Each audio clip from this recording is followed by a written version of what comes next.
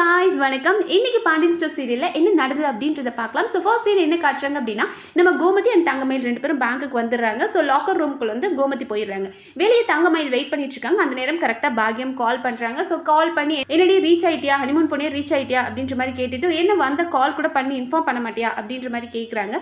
So தங்கமயில் வீட்டுக்குள்ள இவ்வளோ பிரச்சனை நடந்துட்டு இருந்தது அப்படின்னு எல்லாத்தையும் ராஜு விஷயத்தை எல்லாத்தையும் எக்ஸ்பிளைன் பண்றாங்க. இங்க பாக்யம் ரொம்ப ஆர்வமா கேட்டுட்டு இருக்காங்க. அதாவது தன்னோட பிரச்சனை மட்டும் தான் உங்களுக்கு பிரச்சனை, மற்றவங்க பிரச்சனையா சொல்லு கேட்க ரொம்ப சந்தோஷமா இருக்கு அப்படின்ற மாதிரி கேட்டுட்டு இருக்காங்க. இவங்க எல்லாத்தையும் எக்ஸ்பிளைன் பண்ணி முடிச்சதும் பாரு அது இத்தனோடு வந்துட்டு அந்த ராஜி இதெல்லாம் பண்ணுதா அப்படின்னு பாக்கியம் சொல்றாங்க. அண்ட் அது மட்டும் இல்லாம இந்த பிரச்சனைக்காக உன் அத்தை அந்த நகையெல்லாம் திருப்பி கொடுக்கறதுக்காக பேங்க்குக்கு வந்திருக்காங்களா, என்ன பொம்பளை அவங்க வர லட்சுமியை வேண்டான்றாங்களா, இதுவே நானா இருந்தா என்ன பண்ணிருப்பா அப்படின்னா என்னடா கொடுத்த நகையெல்லாம் திருப்பி கேட்கறீங்களான்னு சண்டை போட்டிருப்பா, உங்க மாமியார் என்ன இப்படி இருக்கு அப்படின்றாங்க. ஸோ தங்கமேல் சொல்றாங்க எங்க அத்தை எல்லாம் ரொம்ப கௌரவமானவங்கம்மா அப்படின்ற மாதிரிங்க. ஸோ எல்லாரும் வந்து பாக்கியம் மாதிரி கேவலமா இருக்க முடியுமா, ஸோ அதனால அவங்க வந்திருக்காங்க அப்படின்ற மாதிரி பேசும்போது பாக்யம் இன்னொரு ஐடியா கொடுக்குறாங்க தங்கமயிலுக்கு. ஸோ உன்னோட நகை அங்கே பேங்க்ல இருக்கிறது ரொம்ப ஆபத்தான விஷயம், ஸோ உன்னோட நகையும் எடுத்துட சொல்லு, லாக்கர்லேருந்து உன் நகையும் முடிஞ்சா எடுத்துட சொல்லு அப்படின்றாங்க. பட் இவங்க இருந்துட்டு அதெல்லாம் இல்லைம்மா ராஜி நகை தான் எடுக்க வந்திருக்காங்க அப்படின்னு. சரி ஓகே பார்த்துக்கலாம் அப்படின்ற மாதிரி பேசிட்டு இருக்காங்க. கரெக்டாக அந்த நேரம் நம்மளோட கோமதி வெளியே வந்ததும் மயில் ஃபோனை வச்சிடுறாங்க. வச்சதுக்கப்புறம் நம்மளோட கோமதி சொல்லிட்டு இருக்கிறாங்க, நான் அங்கே எல்லாரோட நகையும் இருக்குது, எனக்கு அதில் ராஜியோடது மட்டும் ஸ்பெசிஃபிக்காக இது அப்படின்றது தெரியல, ஸோ நான் எல்லாரோட நகையும் எடுத்துகிட்டு வந்துட்டேன், வீட்டுக்கு போய் பிரித்து அவங்க நகையை பிரிச்சுடுவோம், பிரிச்சுட்டு ராஜியோடது மட்டும் கொடுத்துட்டு மறுபடியும் கொண்டு வந்து இங்கே லாக்கர்லேயே வச்சிடலாம் அப்படின்றாங்க. ஸோ தங்கமயிலுக்கு பயங்கர ஹாப்பியாக இருக்குது. உடனே அவங்க அம்மாவுக்கு இன்ஃபார்ம் பண்ணுறாங்க, அம்மா நீ ஆசைப்பட்ட மாதிரி அத்தை எல்லாரோட நகையும் எடுத்துகிட்டு வந்துட்டாங்க, ராஜி நகை எதுன்னு தெரியல அதனால் எல்லாரோடதையும் எடுத்துகிட்டு வந்துட்டாங்க அப்படின்றாங்க.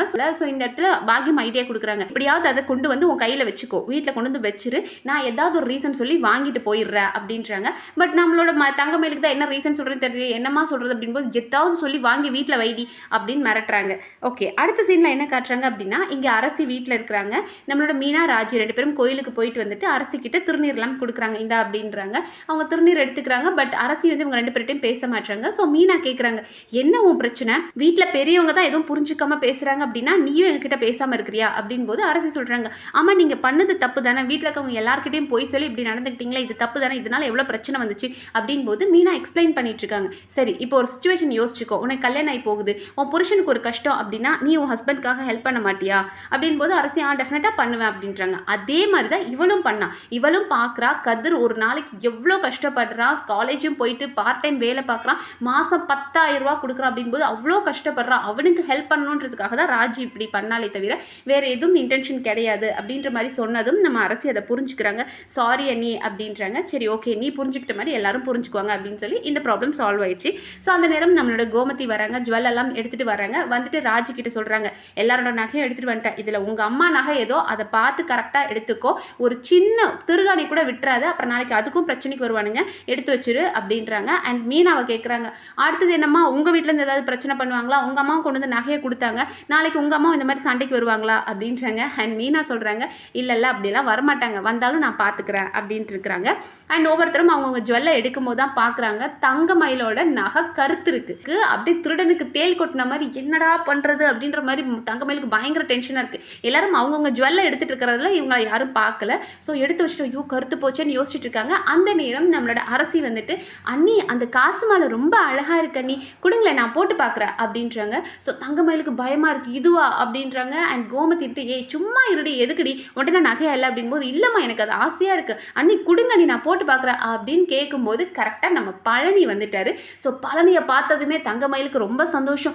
இதோ சித்தப்பா வந்துட்டாரு அப்படின்னு சொல்லிட்டு போ அரசி போ சித்தப்பா வெயிலில் வந்திருக்காங்க, போய் மோர் எடுத்து கொடுக்கணும், பழனி மாமாவுக்கு போய் மோர் கொடுக்கணும், போய் எடுத்துட்டு வா அப்படின்னு சொல்லி அரசியை விரட்டி விட்டுட்டு அந்த நகையை அப்படியே ட்ரெஸ்ஸுக்குள்ளே வச்சு சாரிக்குள்ளே வச்சு அப்படியே பதுக்கிட்டாங்க. ஸோ அதுக்கப்புறம் நம்ம கோமதி சொல்கிறாங்க பழனி கிட்ட இங்கே பாரு நகையெல்லாம் எடுத்துகிட்டு வந்துட்டேன், உங்கள் அண்ணன்ட்ட போய் எல்லாத்தையும் கொடுத்துரு அப்படின்றாங்க. ஸோ பழனி ஏன் உனக்கு அண்ணன் இல்லையா அப்படின்போது ஆமாம் அண்ணனுங்க மாதிரியா பேசினானுங்க அவனுங்க, அண்ணியோட நகை ஃபுல்லாக நாங்கள் எடுத்து வச்சுட்டோம், ராஜியோட அம்மாவோட நகை எல்லாமே இருக்குது, ஒரு சின்ன குண்டூசி விடாமல் எல்லாத்தையும் எடுத்தாச்சு, முதல்ல போய் அவங்க கிட்ட கொடுத்துரு அப்படின்றாங்க. ஸோ நம்ம பழனி என்ன பண்ணுறாரு அப்படின்னா அந்த ஜுவல்லெல்லாம் எடுத்துட்டு முத்துவேல் சக்திவேல் வீட்டுக்கு போகிறாரு. ஸோ அங்கே போனதுமே ஃபஸ்ட்டு நம்மளோட வடிவோட கேள்வி என்னவா இருக்குது அப்படின்னா அங்கே ஏதாவது பிரச்சனையா, அவளுக்கு ஏதாவது ராஜி யாராவது ஏதாவது திட்டினாங்களான்னு போது யாருமே ராஜியை திட்டல, ஏமா அப்படி சொல்லாமல் செஞ்சு அப்படின்ற மாதிரி தான் பேசினாங்க அப்படின்னு சொல்லிட்டு இந்த ஜுவல்லெல்லாம் அவங்க அண்ணனுங்களை கூப்பிட்டு கொடுக்குறாரு. ஸோ அவங்க அண்ணனுங்க கிட்ட கூப்பிட்டு அண்ணா இந்தாங்க ஜுவல்லாம் பார்த்துக்கோங்க அண்ணி இதெல்லாம் உங்களோட தான் பார்த்துக்கோங்க அப்படின்றாங்க. உடனே சக்திவேலுக்கு அவ்வளோ சந்தோஷம், அப்பா நகையெல்லாம் வந்துருச்சா அப்படின்ட்டு அண்ணி செக் பண்ணுங்க எல்லாமே நான் கொடுத்த நகையெல்லாம் இருக்கா அப்படின்ற மாதிரி செக் பண்ணுங்க பண்ணுங்க அப்படின்றாங்க. பட் வடிவுக்கு ரொம்ப வருத்தம், கொடுத்த நகை திருப்பி ரிட்டர்ன் கொடுத்துட்டாங்களே அப்படின்ற வருத்தத்தில் நிற்கிறாங்க.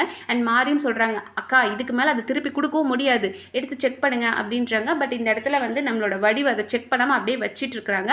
அண்ட் பழனி சொல்கிறார், அண்ணா நான் சொல்கிறேன், நீங்கள் நான் தப்பாக நினச்சிக்காதீங்க, அந்த வீட்டில் யாரும் நகையை கேட்கல, அன்னி கொடுத்தனால தான் அவங்க நான் போய் எடுத்துகிட்டு போனேன். அண்ட் அது மட்டும் இல்லாமல் ராஜி வந்து எதுக்காக வேலைக்கு போச்சு அப்படின்னா, அவள் புருஷன் கஷ்டப்படுறா, அவன் தன்மானத்தை காப்பாற்றணும் அப்படின்றதுக்காக தான் ராஜி வேலைக்கு போச்சு.